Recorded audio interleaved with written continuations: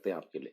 तो प्लीज थोड़ा सा अपने आप को मोटिवेट कर लो कि यार अब हमें करना है ना, कुछ भी हो जाए मुझे सिलेक्शन लेकर रहना है, ऐसा एक अंदर से मोटिवेशन लाओ। जिसको नहीं आती है बेटा, नींद ज्यादा आती है, उसको समझना चाहिए कि यही वो टाइम होता है जहां सबसे ज्यादा संभालना होता है, दिसंबर, जनवरी, फैब, क्योंकि यहीं पर टाइम निकल जाता है हाथ से।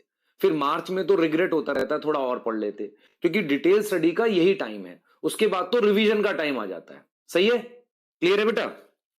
तो मैं उन बच्चों को क्लियर कर दूं जिन बच्चों ने लेट ज्वाइन किया है, जिनका बैकलॉग है, करने के तरीके निकालो। आपके पास दो तरह के चैप्टर हो सकते हैं, एक जो आपको पूरा आता है तो उसको कहीं से शॉर्ट में देख लो, पर डीपीपी जरूर सॉल्व करो। या आपको अगर उसमें बिल्कुल नहीं आता तो फिर 2x पे करके देख लो, लेक्चर को समझ आने लगेगा।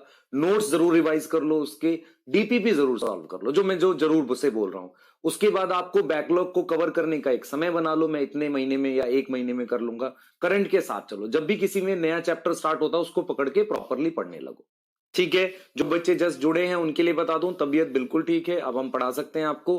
पूरा एफर्ट करेंगे, एक्स्ट्रा असाइनमेंट, डीपीपी जो भी है सब कुछ देंगे आपका। 20 जनवरी तक जो भी 11th का सिलेबस हो जाएगा उसका कंबाइंड टेस्ट एक आपको फैब में, एक या दो टेस्ट हम लोग आपके कराएंगे फैब में। तो आपको मैं पहले बता के चल रहा हूं, फैब फर्स्ट वीक या सेकेंड वीक में वो टेस्ट मैं कराऊंगा खुद से।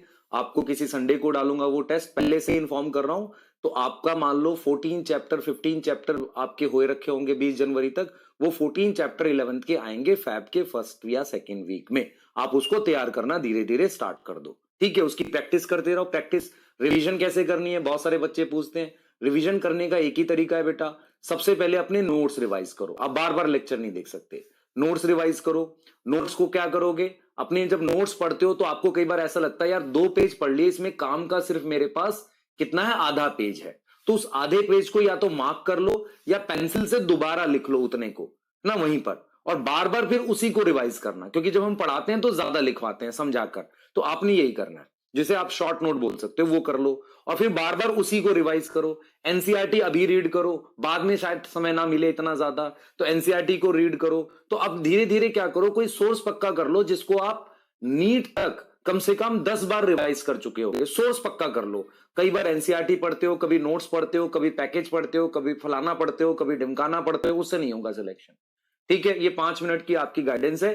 कोई बच्चा मुझे ये बोलता ना मिल जाए कि सर मैं अब क्या करूं, मैंने अभी ज्वाइन किया। मैंने क्लियर बताया आपको, पुराने कवर करने की कोशिश करने के तरीके करने। दूसरा, सर मैं बीमार हो गया, तो मैं भी तो था, तो क्या हो गया, लाइफ में लगा रहता है, मेहनत करनी है हमने। तीसरा, रिवीजन कैसे करनी है, नोट से करनी है, बार बार लेक्चर नहीं देखना हमने, एक बार समझ लिया ठीक है, उसमें जो वीक लगता है उसी को देखना है दोबारा से। ठीक है? नोट्स रिवाइज करना है। क्या मुझे डीपीपी दोबारा बनानी चाहिए? बिल्कुल बनानी चाहिए, देख कर बनानी चाहिए, बिना देखे सॉल्व करो उसे। जो प्रॉब्लम फंस रही है उसको चेक करो। ठीक है? उसी में से आएगा पूरा पेपर आपका। मुझे कौन से सोर्स बनाने चाहिए, 2 ही सोर्स होने चाहिए, एनसीईआरटी और आपके नोट्स, उन्हीं को बार बार रिवाइज करो। सर मैंने नोट्स नहीं बनाए, तो भाई कहीं एनसीईआरटी में ही लिखा होगा, उसको रिवाइज कर और उसी को बार बार रिवाइज कर। 10 से 15 रिवीजन तेरी नीट तक होनी चाहिए, तभी तेरा सिलेक्शन होगा, कोई डाउट नहीं रखेगा। एंजाइटी इज द मतलब, एंजाइटी बेटा दो लोगों को मतलब अलग अलग तरीके से होती है।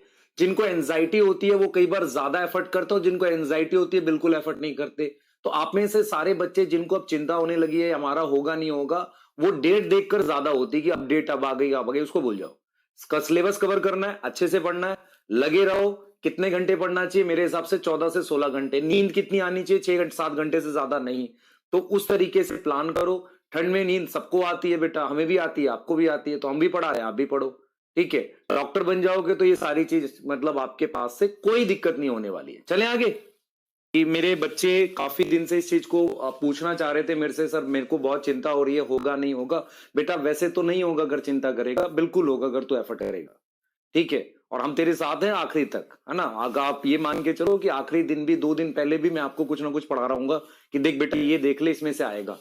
पर वो ये उस बच्चे के लिए है जो अभी पढ़ रहा होगा, ये उस बच्चे के लिए नहीं होता जिसने पूरे से। देखो हम लोग एक टॉपिक लेकर आए थे हम लोग यूट्यूब पे कि लास्ट टाइम रिवीजन का, एलटीआर करके। तो एलटीआर में क्या था, मैंने बताया था लास्ट टाइम इसको देख जाना।